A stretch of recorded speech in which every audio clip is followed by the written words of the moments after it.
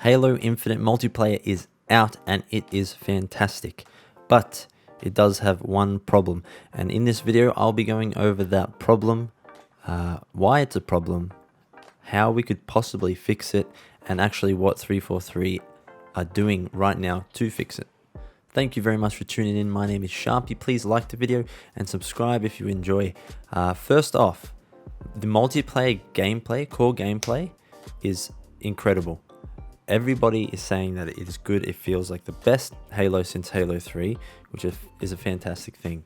This means 343 Industries has gotten the core gameplay aspects right, and I can say that they have. With my limited playtime, it feels so good. Slight improvements on the test flights has really brought the gameplay together. The sandbox feels amazing. Like everything, it feels like a final product, unlike some other games released recently. But it does have a big problem that can be factored into three groups, I'd say. Progression, XP progression, the battle pass, and the overall customization of your Spartan. So this can all be tied back to the battle pass pretty much, because it is a free to play game. We need some way to, monetize the game. They've chosen to do a battle pass, which is fair enough, but the whole system that they've given us is quite disappointing. I'll start off by saying that the free battle pass track gives you 66 total items with 2 helmets, 2 helmet attachments, 1 set of wrists, 1 AI color, 1 AI model, 3 chests, 2 stances, 5 armor coatings, 4 visors, 3 backdrops for your emblem. But the disappointing part is that there are 40 challenge swaps, meaning that for free-to-play players that haven't purchased the battle pass, some of their rewards, actually 40 of their 66 rewards, are just the ability to swap a challenge out, and that is just not good, I think. Especially considering that the challenges and the XP progression in this game is very lackluster. The only way to progress is to finish these challenges. You literally do not get any XP unless you complete challenges within a game, which is a huge problem for me and for other people. It just sucks the fun out of playing sometimes if you want to progress, and it forces you to play a specific way instead of playing your game the way that you want to. Not to mention that the progression itself is very, very slow. I played about 15 games for about 3 hours, and I'm just over level 2 now. So it's very slow, and it doesn't feel tuned correctly, really. I don't personally have a problem with the paid battle pass tiers. It is a bit lackluster. There aren't a ton of armor customization options really, but I think what is there is pretty cool and pretty promising. It's just the fact of getting there that is the slow and hard part.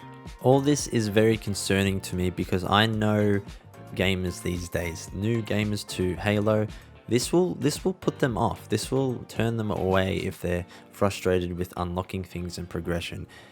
And that's just the way it is. People looking for a new free-to-play game coming to Halo, maybe they've played Fortnite, maybe they've played Warzone, Apex Legends. All those games have done battle passes the right way, I think. So it's just a shame to think that Halo could be missing out just because of this misstep at the start of the game's life cycle. But should Halo fans be worried? No. 343 have amazing communication and are taking feedback very, very seriously for this game. They've implemented changes for complaints and issues that we had with the earlier flights of the game. They were just really a bit stubborn kind of on the XP and the progression system. We already said it was going to be a problem before this launch, but they thought that, I don't know what they thought actually. I don't know what they were thinking, but I can tell you that they have responded to this issue on Twitter and they have planned some changes. John Unischek tweeted out that to address the feedback on Battle Pass progression, we will be making targeted tunings to our model later this week.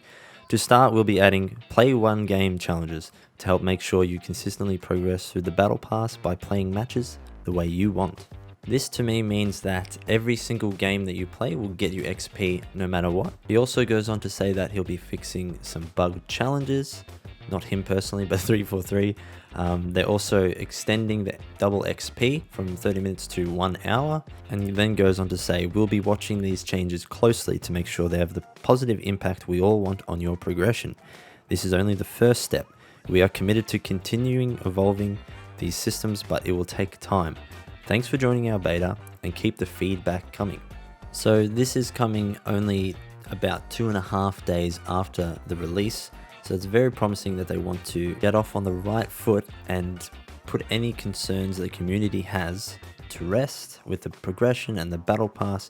It's a very, very good sign.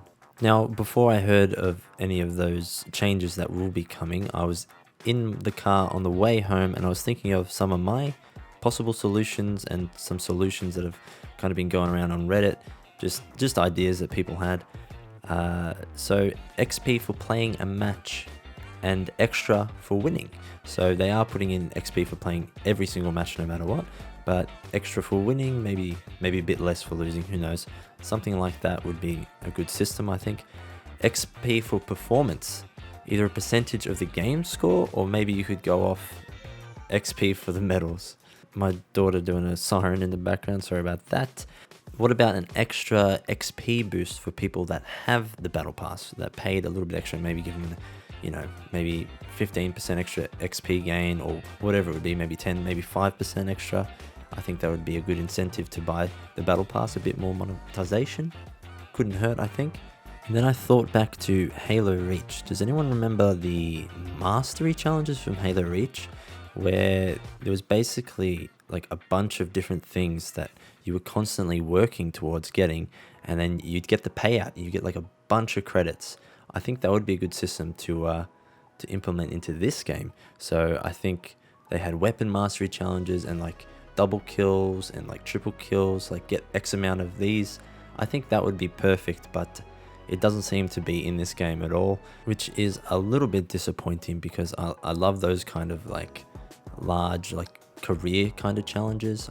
But who knows, maybe they can add something similar in the future, or with the December 8th campaign release.